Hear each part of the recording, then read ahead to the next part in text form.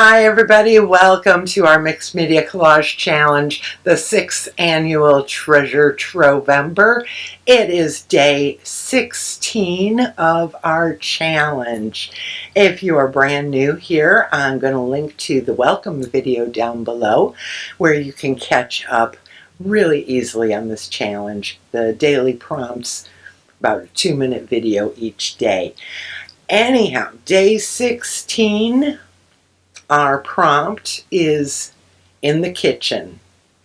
In the kitchen, something from the kitchen. You can use a kitchen supply as an art supply. I have lots of those things around the studio. Barbecue brushes and silicone spreaders and toothpicks and shish kebab sticks, all sorts of things from the kitchen.